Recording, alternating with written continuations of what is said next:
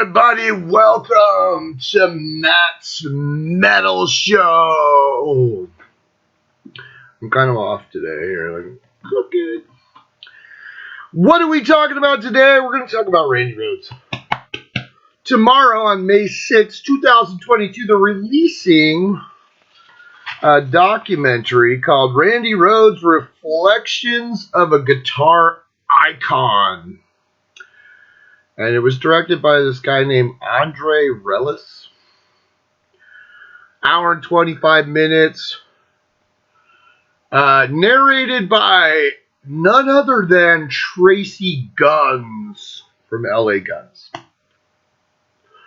I guess, Rudy was busy that day with his with his tribute, quite right, man. 40 years since the death of Randy back on March 19th. That was the 40th anniversary.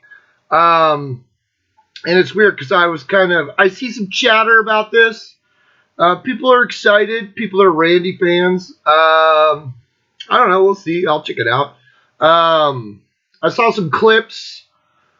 Saw as many trailers as they had. It looks pretty well put together. It focuses a lot on the Quiet Riot years. Probably because there's more footage and more pictures and shit like that. Because the Ozzy years were kind of lean when it came to footage. We all know, right? And there's those people that are like secretly thinking that Sharon and Ozzy are sitting on this pro shot fucking Randy Rhoads fucking concert video and they're just sitting at home laughing about it. No one will ever see Randy play live.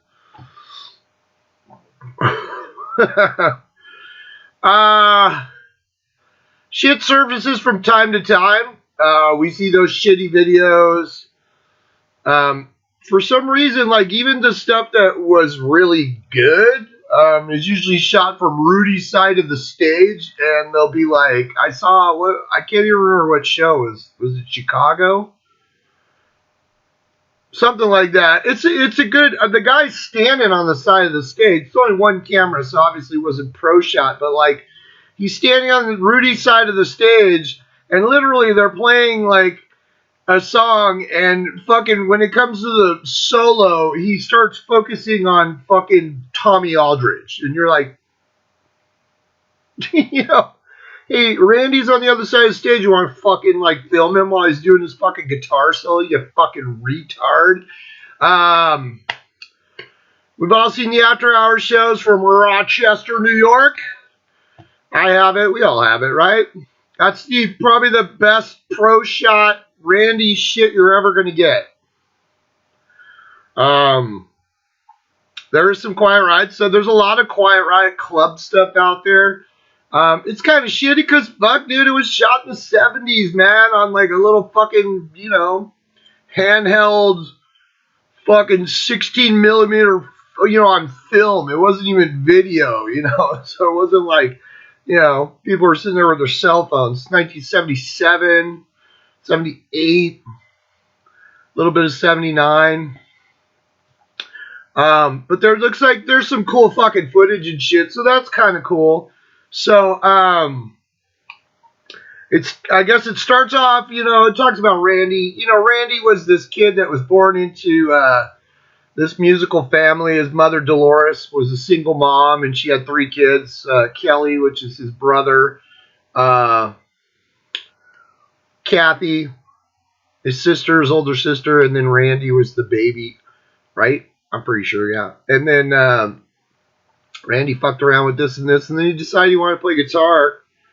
And so his mom was like, okay, I'll have you go play with the guitar teacher at my school at Musonia in fucking, it's in Hollywood, right? It's on Tierra Street. I'll put it up there. And within a week or so, this guy was like, I can't fucking teach him anything else. I really can't. This kid's fucking amazing. And then Randy started teaching and then playing. And, of course, he had little various incarnations of bands and stuff as he was growing up. Him and his brother Kel would jam together. But Kel was older, so, he was cooler. And he went off to do his own shit. And then Randy, at some point, he formed fucking Quiet Riot. Initially, I don't know. It depends on who you're fucking talking to, really. There's a lot of misinformation out there, and I wasn't fucking there because I was literally like, fucking 6 years old. When the fuck did Quiet Riot actually start? I know their first album. Boop, boop, boop,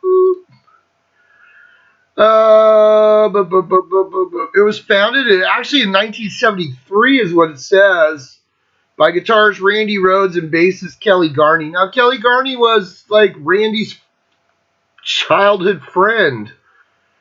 And so Randy wanted to play in a band with him, so he taught him how to fucking play bass. So they had a band. Eventually they got Drew Forsythe, and then they were playing parties and shit like that all the time, but they didn't have a singer, and then so they were trying out for singers, and they ended up getting Kevin Dubrow. And according to the documentary, him and Randy were like the best friends, but I don't know how.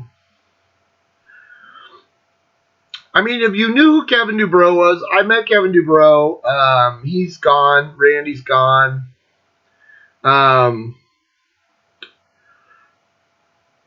Kevin Dubrow was an abrasive fucking person. He really was. And anybody who knew him well would tell you he was a fucking abrasive person. Fucking loudmouth, kind of fucking obnoxious, kind of. And as Quiet Riot, the second part of Quiet Riot became big, kind of a fucking egomaniac, and then his fame fell away because, eventually Kevin Dubrow got kicked out of his own fucking band. Right after Quiet Riot 3, QR3, Quiet Riot kicked him out of his own fucking band. He was the only original member of fucking Quiet Riot, and they kicked him the fuck out and got Paul Shortino to play on that QR album, which was fucking corporate bullshit. But yeah, Kevin Dubrow. Now, there's conflicting reports. I remember reading interviews when I was a kid, because I fucking love Randy.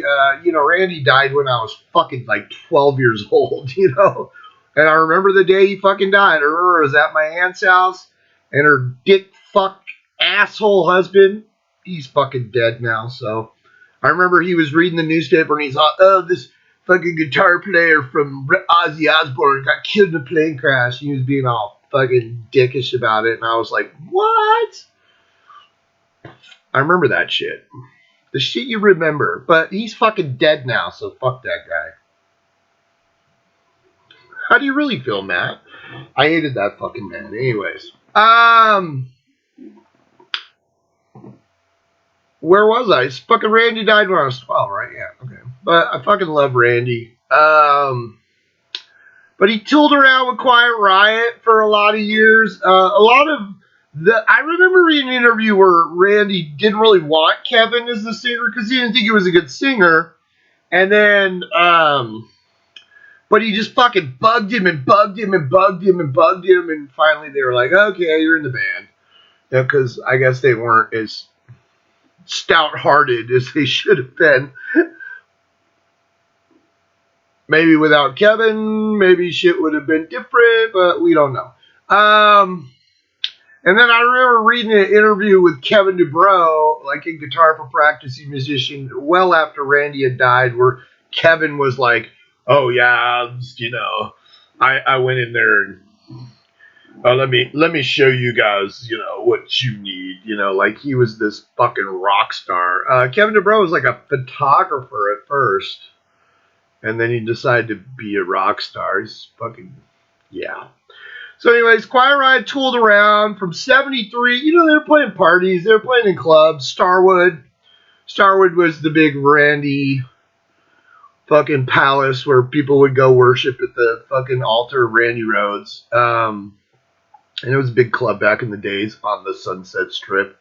And, they play other clubs. They play high schools. They play parties and shit like that. They were kind of a pretty popular LA band.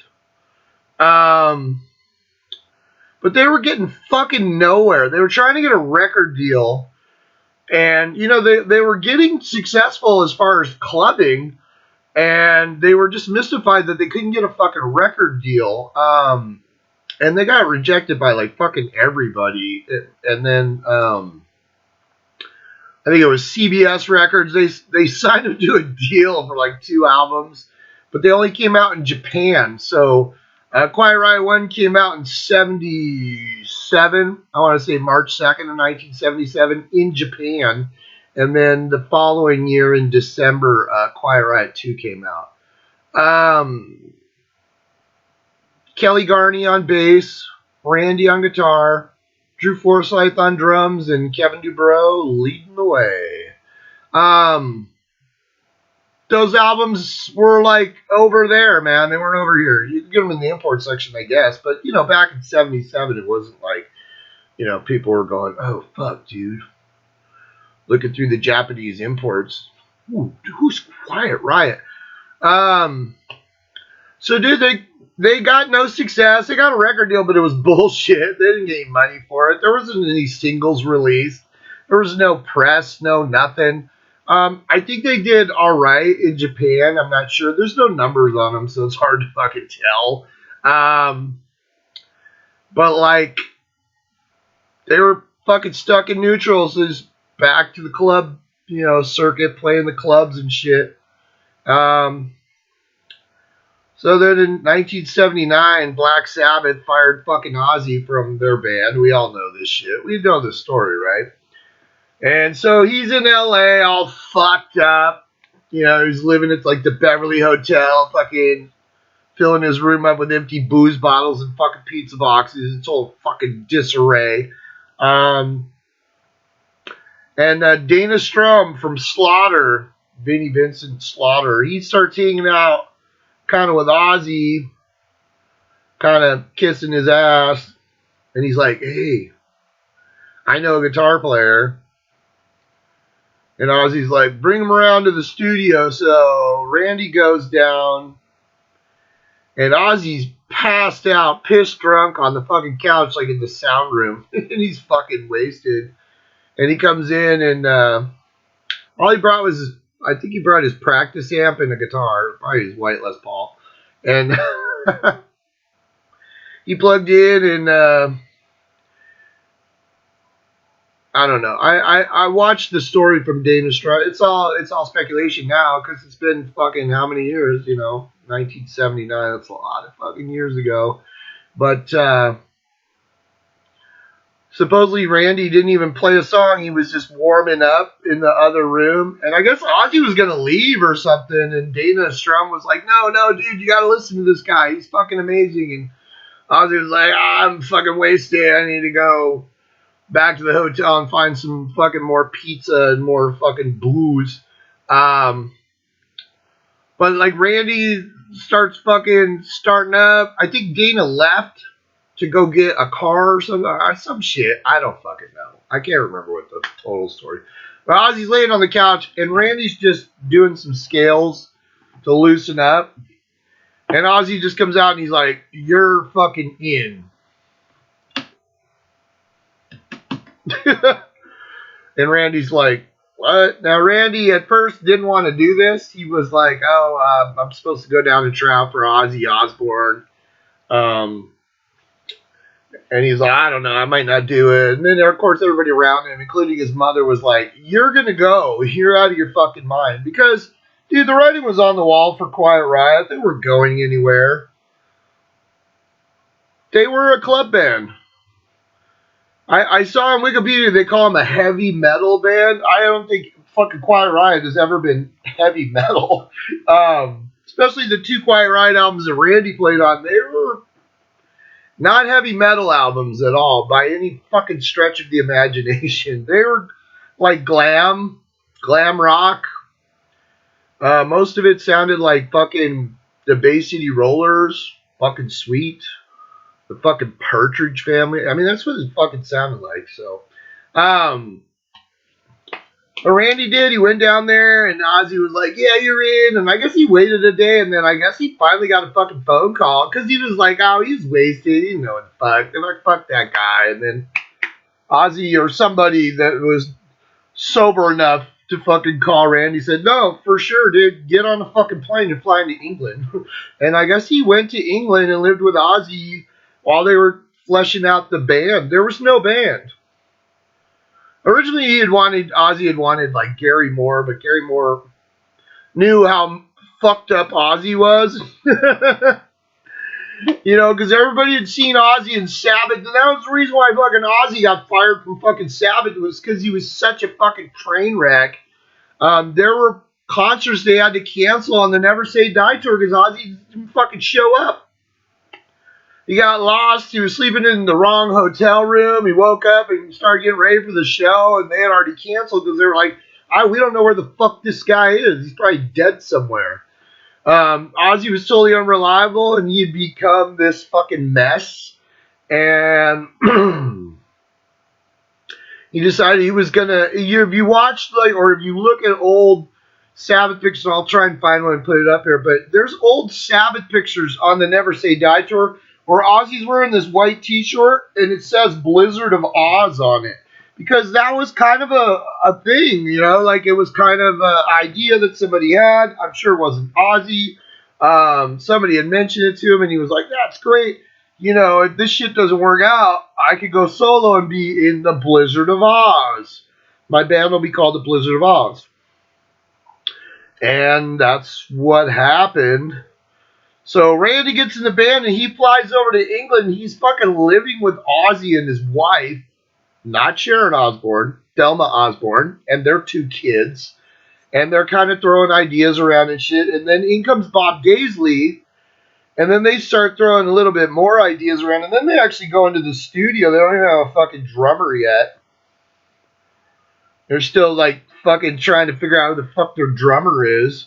But they're writing songs together. And Randy even says that and in fact, in this fucking documentary, there's a little fucking audio recording of Randy talking about Blizzard of Oz. So that's kind of cool, man. In this movie, there's like audio recordings of Randy where he's talking about things like the making of Blizzard of Oz, you know. And he said, like, dude, we're down in the studio with Bob and me, knocking things around with Ozzy and stuff. And they didn't even have a drummer yet. And then enter Lee Kerslake. And then there was the Blizzard of Oz. And originally this band was called the Blizzard of Oz. When the album came out and they saw Ozzy's name, like they didn't mind that Ozzy's name was on the album because he was the big gun. He was the guy from Black Sabbath. You know, he was the name. I mean, Bob Daisley had been on Rainbow and shit like that, you know, but, you know, wasn't exactly drawn in the crowd. And Lee Kerslake, and, you know, was in, Uriah Heep, right? So there wasn't, these guys weren't these huge stars, and Randy was this unknown from fucking LA. Outside of fucking LA, no one knew who the fuck Randy Rhoads was because no one knew who the fuck Quiet Riot was. There might have been some people in Japan pretty fucking excited, though. Oh, yeah, Randy Rhoads, he fucking awesome. Oh, was that racist? I don't think so. That was fucking funny. Only in Japan, that's where you can release your albums. They're so good, they can only be released in Japan. If they were released in America, it would just cause fucking total chaos. So, yeah, and then they popped down, knocked out Blizzard of Oz, went on a tour as the Blizzard of Oz all through in 1980. Now, the weird thing is, and I didn't realize this, the other day I was talking about the 40th anniversary of Blizzard of Oz. Blizzard of Oz came out like on April 19th, 1980, but only in Europe. It didn't come out in the States until a whole fucking year later. And now I remember when I was a kid, I always thought like Blizzard and Diarrhea were so close together. And that's because it didn't come out until March of 1981 here in the States. And then Diary came out a few months later. So for us in America, it seemed like Ozzy had just cracked out 2 fucking albums back to back. They were fucking amazing. But really, they put out Blizzard of Oz, over there in Europe, and then they started touring England. They did like Southampton and all these fucking shows and stuff. And I used to have an old bootleg from 1980. And their set, they were touring, but they were kind of headlining. I mean, they were headlining. They probably weren't playing the hugest shows. You know, they're playing in like Glasgow and, you know, in the UK. And, but they played almost, with the exception of D, they played every fucking song off Blizzard of Oz. They played 8 out of the 9 songs off Blizzard of Oz. They played You Looking at Me, Looking at You, I Want to Talk to You. And then they played the 3 Sabbath songs. So they had a full set to be the headliner. And they did. And then started getting some buzz in America a little bit. Like Crazy Train was the single, You Looking at Me was the B-side. And it started to get kind of noticed in America. So by the time they had recorded Blizzard of Oz, or Diary of a Madman, they went in and recorded Diary of a Madman, and then by that time, Blizzard of Oz came out in America. Bob and Lee were fucking ejected from, as soon as Diary was done, they were ejected from the fucking band. Ozzy went and grabbed Tommy Aldridge, who had always been kind of sitting in the wings. They had wanted fucking Tommy Aldridge. Tommy Aldridge was kind of hanging out.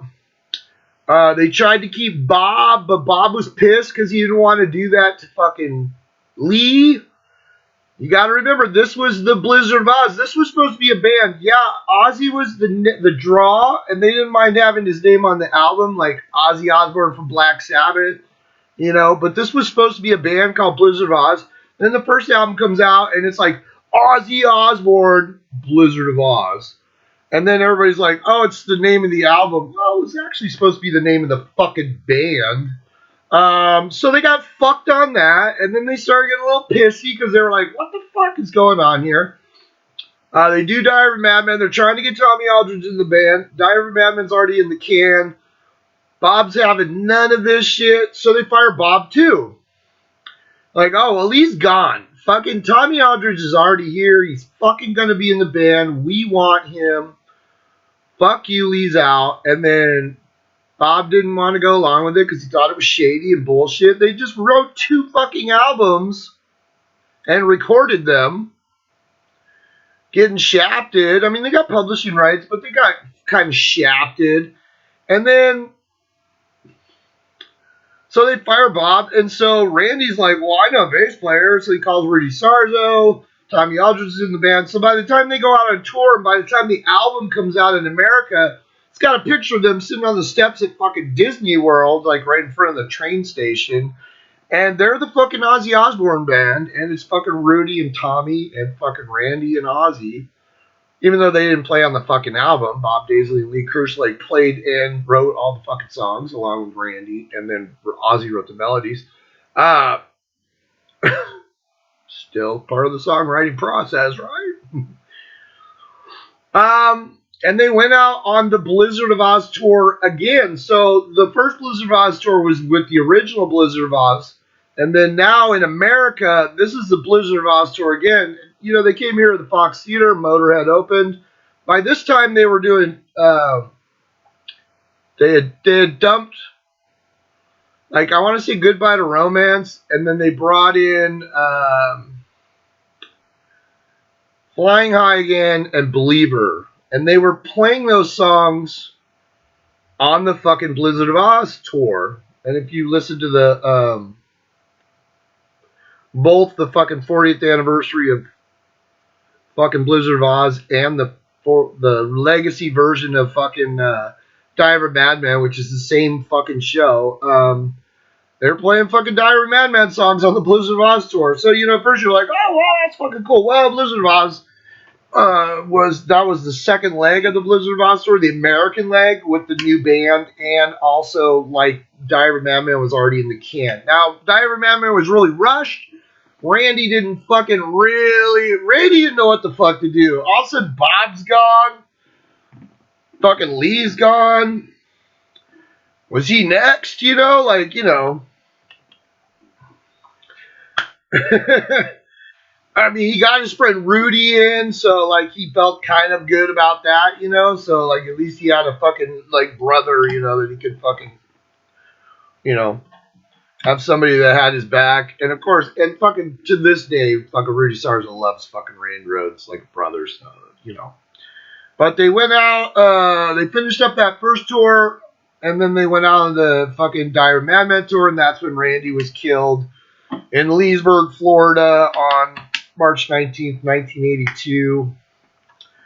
Randy was terrified to fly, but he got kind of suckered into, well, I'll go up there because I want to take some pictures and send them to my mom. Some aerial pictures of the tour bus. Apparently the flyer, the pilot of the plane was their driver. His name was Andrew Aycock. He was kind of a piece of shit, coked out fucking loser. He buzzed the tour bus, and I guess Randy didn't like that, and supposedly they were fighting, and speculation is that he was trying to crash the plane into the fucking tour bus because his ex-wife was on the fucking tour bus, and he was fucking estranged from her, and I guess he wanted to kill them all. But he missed. Well, he didn't miss. The wing of the plane hit the fucking tour bus, took a big chunk out of the side of it, hit a tree, bounced into a fucking garage, and exploded, blowing plane parts and body parts all over the fucking yard of fucking Jerry Calhoun's fucking estate, and burned the garage to the fucking ground, and most of the house too. And there we go. Randy was gone.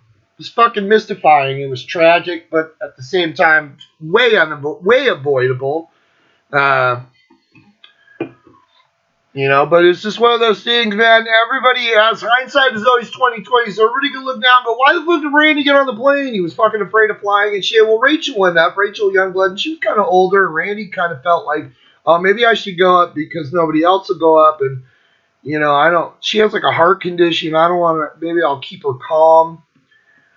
And cool, I'll get to take some cool pictures for my mom.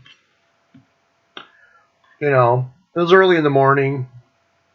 People were like, you don't make good decisions, I guess. I don't know. And that's what happens. Randy was gone. So, hopefully, from what I see, this documentary looks cool. I read some reviews on it, and they said, yeah, it's pretty cool, man. It goes over a lot of the Quiet Riot stuff. A lot of the stuff was procured by Ron Sobel, who was the photographer for Quiet Riot in those days. He was friends with Kevin DuBrow, and he was the photographer. He even wrote a couple of songs on their first album. I don't know about the second one because I haven't looked that one up, but he does have credit on, like, what, 2 songs or 1 song? Boop, boop, boop. Let's check it out. 2 songs. Right? Ron Sobel. No, 1 song. He has songwriting credit on 1 song. And let's check the second album. And he has 2 writing credits on the second album. So, Ron Sobel, he's still around. He's one of the roadies. He's always showing off his, like, autographed copies of those albums that were put out in Japan. And he has Randy Rhoads guitar picks and stuff like that. But you got to remember, this guy was with them in the days, back in the days.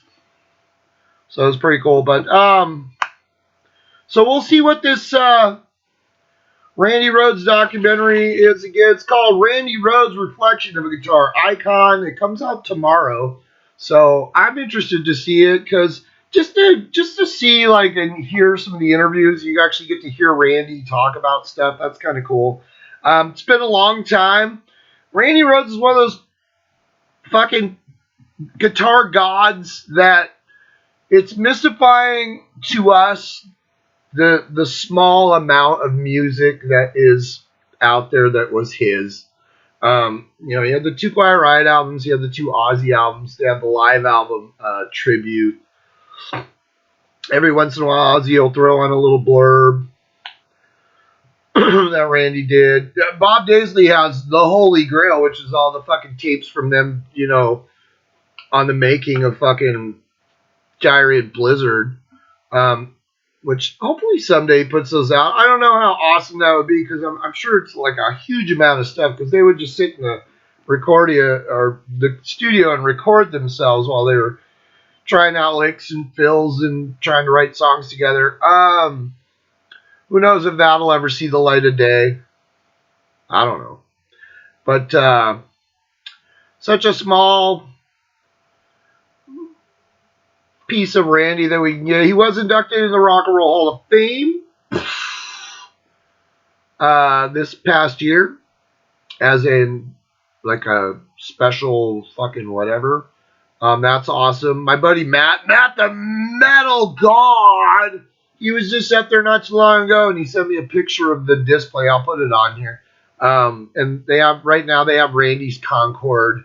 And I know I was watching a video where Kathy was showing the guitar, talking about it, saying, "Yeah, we're shipping it to we're loaning it to the Rock and Roll Hall of Fame so they can put up this cool Randy display for his induction." And it was pretty cool. It's got his pedal board. It's so trippy to look at his pedal board. It's so basic. It's fucking crazy. You look at it, you're just like, wow. And it's got a pair of his little white shoes, his little high-heeled shoes. And it's got his Concorde with that big metal fucking strap. It's got that big fucking heavy metal fucking studded strap. They look cool, man. So the Concorde, you know, that first Randy Rhoads shark fin guitar, a little bigger than what it turned out to be on the second one. But that's kind of cool. So yeah, looking forward to Randy. I know there's a couple things on that documentary where they're like trying to refuel the fucking rivalry between Randy Rhoads and Eddie Van Halen. You know, where Eddie's like, oh, you know, at least he's honest. At least he admitted that he learned everything from me. And you're like, well, I don't know. Eddie seemed a little cocky, but dude, by the time they were talking to Eddie, he was this huge fucking rock star, you know. And Randy Rhoads never lived long enough to achieve that fucking status. I mean, we all fucking love him, but like, he was no Eddie Van Halen because he really didn't have the time to become that fucking icon. He's kind of dickish. Eddie sounds kind of like a fucking asshole, and he's and I've heard those interviews before where he was talking about, and he's like, they were talking about Randy when Randy got killed, and he's like, man, you know, that kid. He kept calling him that kid. Eddie was 11 months older than Randy. He was born in January of 55. Randy was born in December of 56. It's not like he was his kid brother. They were both on the fucking same music scene at the same fucking time. Quiet Riot started the same time fucking Van Halen did, but Van Halen just fucking made it. You know, they got discovered by Gene Simmons. And then Warner Brothers and then all that.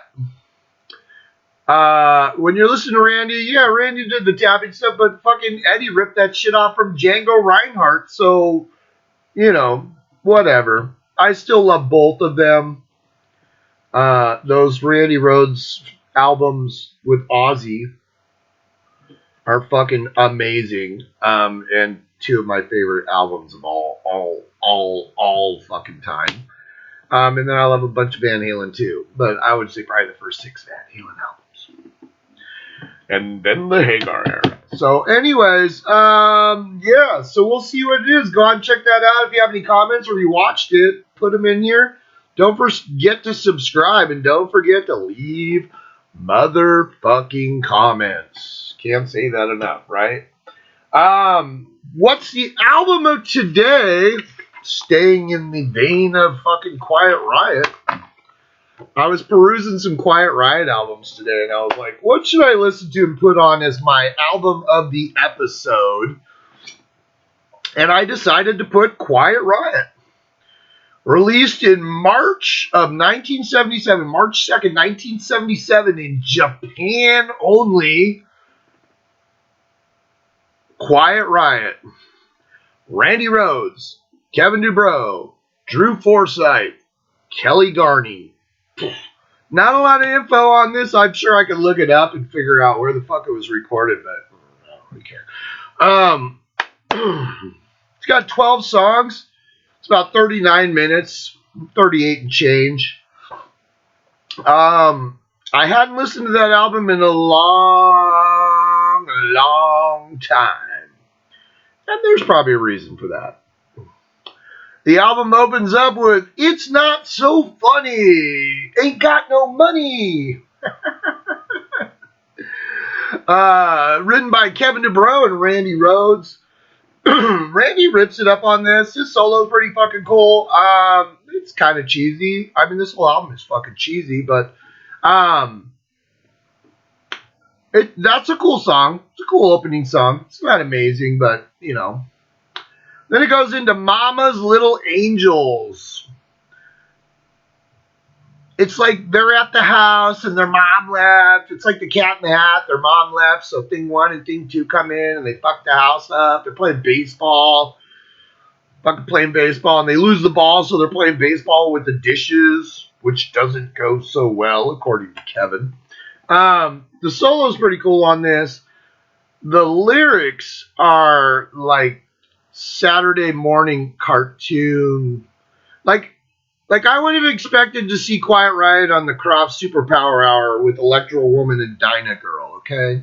That's how kind of, like, not, you know, they'd have the Bay City Rollers or Menudo, but I can picture Quiet Riot on there. The whole band wrote this song.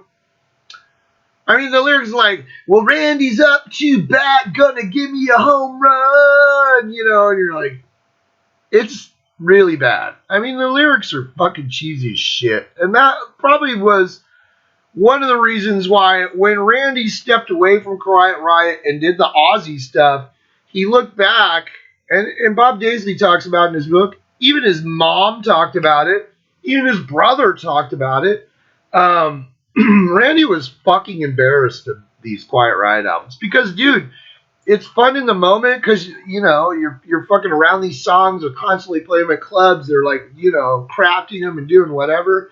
But when there was, like, time to step away and then listen, you're like, what the fuck was I doing? Mama's Little Angels, it's hard to listen to. Tin Soldier is a small Faces cover. It's cool. It's harder than the last 2 songs, not much, but the production on this album is not awesome. There's some stuff that Randy does that had it been produced a little better, maybe Randy up in the mix a little higher. It could have been crunchy, it could have been rocking, but by no means is this a heavy metal album at all. The cover looks like the fucking Bee Gees, you know, like they're in there's a 4-piece Bee Gees, you know, they're all windblown and this majestic art in the background. Tin Soldier's okay, it's a cover tune. Then they go into the Ravers. And the production just kills the heaviness of this song. It could have been rocking. It was, you know, it comes out kind of cranking. It's like got like car lyrics, you know. It's like our pistons are popping under your wheels. It's written by Kevin and Randy. I'm assuming lyrics by Kevin, music by Randy. It's a cool song, but like I said, production. There's some parts where Randy's like. Randy does a fuck ton of pick slides on this album too. He's like every fucking song, but that's a cool song. It's not awful, but it just seems childish. Back to the Coast, which originally was titled West Coast Tryouts, was a song that Randy and his brother Kelly wrote together when they were fucking around in the living room. Or I don't know if they were in a band together or not, but it ended up going to Quiet Riot, and they changed the name from West Coast Tryouts to Back to the Coast. And then years later in '85, I think like Kelly came out with some EP or something. I'll put it up here if I can find it. You can't even click on it on Wiki. You can't even click on Kel Rose's his fucking name on Wikipedia. Like, it doesn't exist, so obviously not very important. But it sounds like a fucking song that some fucking 14-year-olds wrote. It does. It's got a fucking cool, fun riff, but the lyrics are cheesy shit. The solo's okay. It's kind of wailing, but, you know, there's nothing on here that you're just going to go, holy fuck. Maybe if production was a little better and you could hear Randy a little cleaner or maybe a little dirtier. The production is just like, it's like, the production's like a piece of cardboard. Yeah. But Back to the Coast is one of the better songs on this album.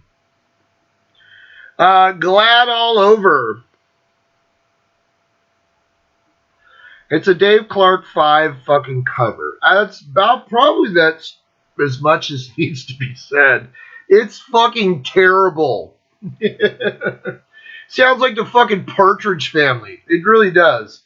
And you gotta ask yourself, why would you cover this song? And Kevin sounds terrible on this fucking song. This song should be snipped off, taken. Dude, let's cover that Dave Clark 5 song. I mean, but once again, you gotta remember, these guys are like my parents' age. Well, not my parents' age, but like, you know, Randy Rhoads would have been 66 this year had he lived. So, you know, these guys are old. So, like, they were into shit like the Dave Clark 5, you know, and I guess they loved this song, so they're like, dude, we gotta cover that fucking song. Oof. Nobody was listening, so it didn't really matter, right? Get Your Kicks. That was written by Randy and Kevin. There's a Ride in the Wings Today. Yeah. Randy, once again, a lot of pick slides, a lot of scraping his pick up there. The lyrics are dumb.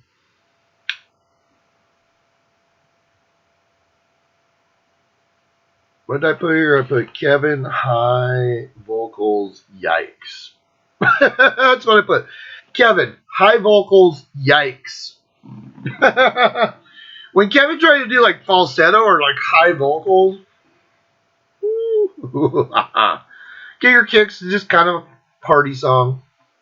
All this stuff is kind of just empty and like I said, a lot of this album sounds like Sweet. If you pop on Sweet and listen to Ballroom Blitz and shit like that, or all their singles they came out before Ballroom Blitz, a lot of them sound just like these songs. Kind of dumb, kind of funny, kind of goofy, kind of silly, kind of monkeys, kind of, you know. They're like monkeys with like distortion. And then Randy wrote a song by himself, and it was called Look in Any Window. And it's kind of dragging. He's gonna look in any window.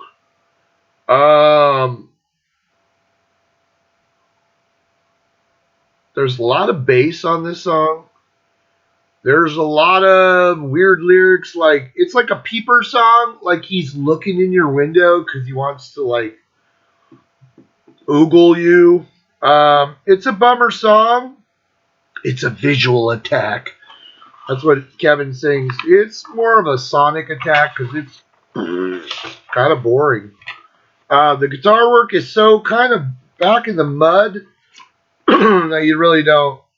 It doesn't really stand out as a song that Randy wrote. But then again, we're used to hearing the songs that Randy wrote with Bob Daisley, a songwriter, and Lee Kerslake, a songwriter, and Ozzy with some melodies, you know. Kevin DuBro's not Ozzy. People downplay Ozzy's contribution, but melodies are important. That's where you get 50% of the money from publishing is melody and then music. Melody, lyrics, then music. Melodies where you kind of set the cadence of where you can sing the fucking lyrics and what you can say in a song, you know. I was listening to an interview with Craig Golden. He was talking about Dio and stuff, and he was saying how, you know, people kind of downplay melody. He goes, but melody, Like a song is a conversation with somebody within a musical environment. A melody dictates like the amount of syllables you can use, and that's kind of breaking it down to what a song is. So Kevin wasn't really, a master of melody, I guess, and his lyrics were. Ooh. And then Kevin wrote a song called "Just How You Want It." And he wrote that by himself. And I will tell you, vocally, it's probably the best performance on the album from Kevin. He does some like higher stuff, but it sounds okay. It doesn't sound as forceful and stupid as the other stuff. It goes into this weird mellow weird section in the middle where Kevin's kind of whispering, and then he kind of comes up like all faded and weird. Like he's singing in a fucking shoebox, like around the corner. It's kind of cool. It's not a bad song. I mean, for Kevin writing that song on his own, it's actually one of the better songs on the album. So, and then they had Riot Reunion, which was written by Kevin and Randy, and this was probably their like, crowd song because they did have a huge following in fucking Hollywood, and that's what I think what kind of between them and Van Halen kind of mess with their heads. Because everybody goes, oh, Van Halen was such a huge success. But yeah, Van Halen played just as fucking long in the clubs as Quiet Riot did. They did. They started out in 73. They were playing backyard parties and shit. Same with Quiet Riot. Same shit, man. And then they were playing in the clubs at the same time. They'd be one be at the Whiskey and they'd be at the Starwood. I think Van Halen played Gazzari's most of the time, or supposedly Bill Gazzari. Ever seen that creepy fuck? He's dead now, I'm pretty sure. But, yeah, I'm pretty sure he's dead. I don't even think Gazzari's there.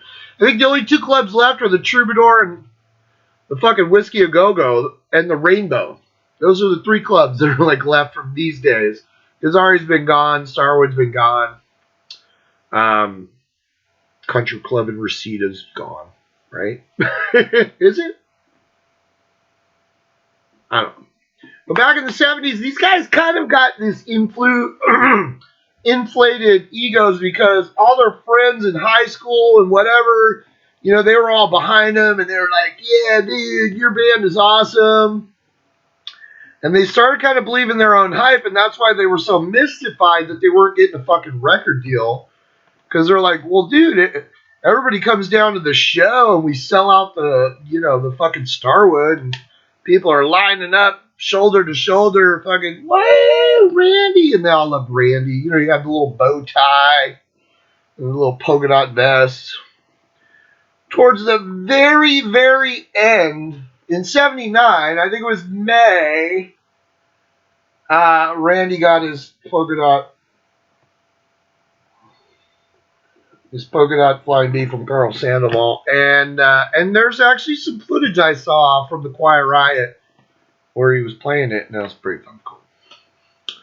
And then he went to Ozzy, and that became an iconic fucking guitar. So, the Riot Reunion, it just sounds like a song they put on to kind of get their crowd pumped up because they had a pretty steady crowd.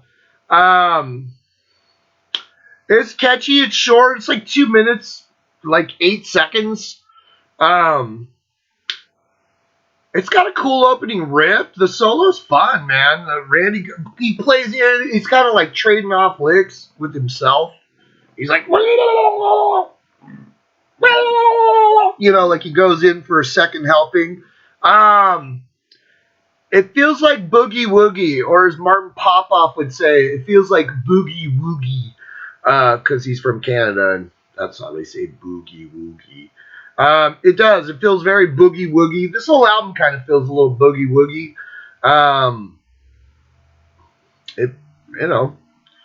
The lyrics are really dumb though, but I put the lyrics are insanely dumb.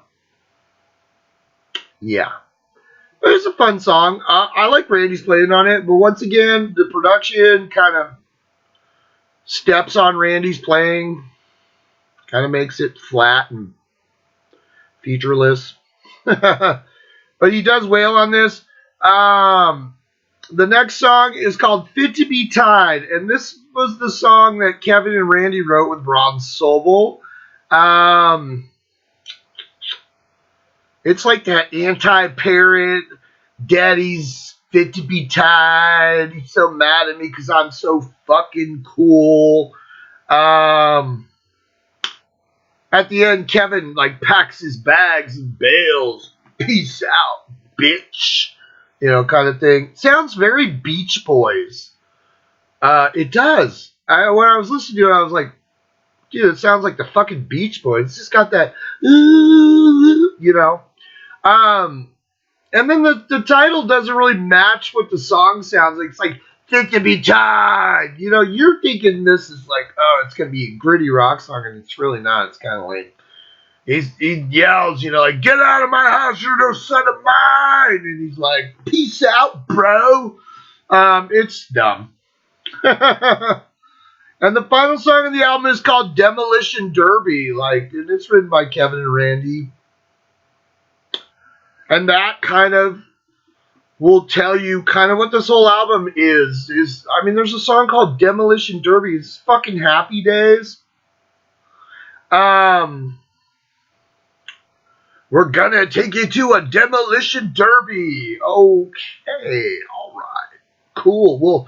Will Pinky Tuscadero be there? Hopefully. It's just pointless. It's a fun song. Overall, though, I will tell you, I haven't listened to this album since I was a kid. Because back in the day, we would fucking get any bit of Randy Rhoads we fucking could, man. And so, you couldn't get these fucking albums. I remember us up in the closet somewhere, there's a tape that I got. It was a boot. And it was the reunion show at Quiet Riot. After Randy came back with Ozzy, he did a reunion show with Quiet Riot, and that might be the show where they're showing Randy playing his fucking. Actually, I think he was playing the fucking guitar player for Dubro's fucking guitar, right? And that's a fun show to listen to. I don't know how much it's out there, and I haven't heard it since high school, but I remember Kevin Dubro's talking shit, and Randy's just starts playing over him because he doesn't want to fight. He's like, dude, I came here to play with you. I didn't come here to fucking argue. I left your band. I left my band to go be successful. Sorry. Kevin's trying to be a dick, and being like, oh, Randy's just like, oh, yeah, playing all over him. And then I used to have, and I don't really know what it is. It was touted as the third Quiet Riot album. And I don't know, I would have to go pick it out. But I don't know if anybody wants to comment. But I know they do a bunch of songs, and it sounds like Quiet Riot, and it sounds like Randy Rhoads. But back in the tape trading days of yore, you weren't 100% sure of what you were getting and what it actually was. I'm pretty sure it's Quiet Riot, and it feels like a demo because it's kind of loose and rough. It's not like a live set, but I remember they do Quinn the Eskimo. When Quinn the Eskimo gets here, everybody's gonna sing along. Come on with that. Come on with it. You ain't seeing nothing like the mighty Quinn. Kevin DeBro singing it. I'm pretty sure that sounds like Randy on it. There's a bunch of songs. I'll have to dig it out. Maybe on my next episode I'll look it up. Tell you what the fuck was on that tape. But supposedly there was a third Quiet Riot album in the works. Yeah, because it had been a bit. Quiet Riot 2 came out in 78 in December. Ozzy got fired in 79. I want to say towards the end of 79, Randy went with Ozzy. I don't think it was early 79. So, I don't know. They might have been working on something, or maybe these were just throwaway demos that they had from, the other 2 albums that they didn't put out. I loved that fucking Mighty Quinn fucking version that Quiet Riot did. It was great. They should have put it on the first album. It was fucking great. That's such a cool song, right? Who did that song? Fuck, I don't know. The Mighty Quinn. Oh, wow. Let's look it up and find out.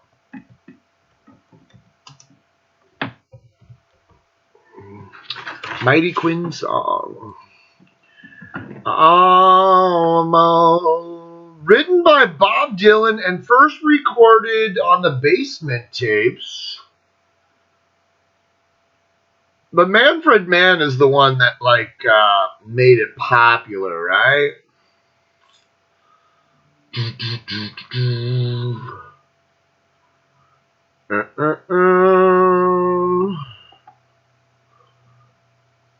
He changes despair into joy.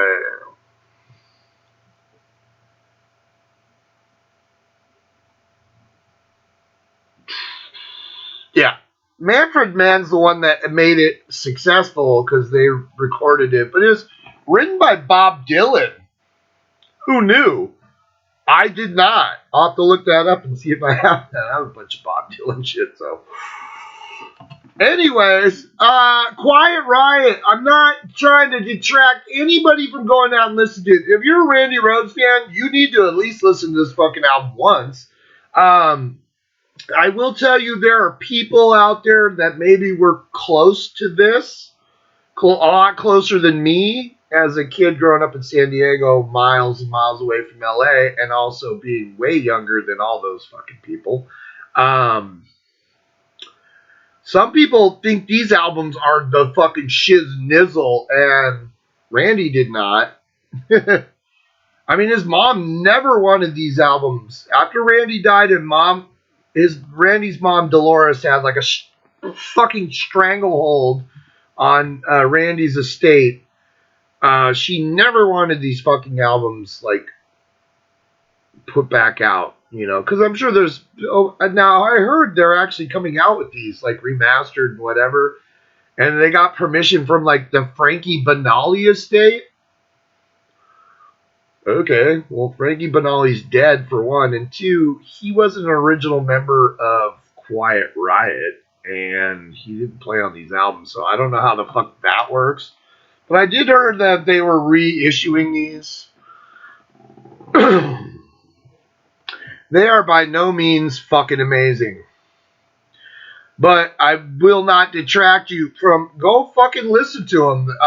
At least you have kind of an insight of the fucking creative side of Randy and where it started and where it went to, because these two albums versus Blizzard and Diary are fucking night and day. But Bob Daisley was a songwriter, so that helped Randy a lot, and Ozzy was a fucking professional, even though he was a fucking disaster. So go out and listen to that, and go watch that fucking Randy Rhoads documentary and tell me what you think. Everybody stay metal out there and go listen to some fucking Randy, whether it's Quiet Riot or whether it's fucking Ozzy.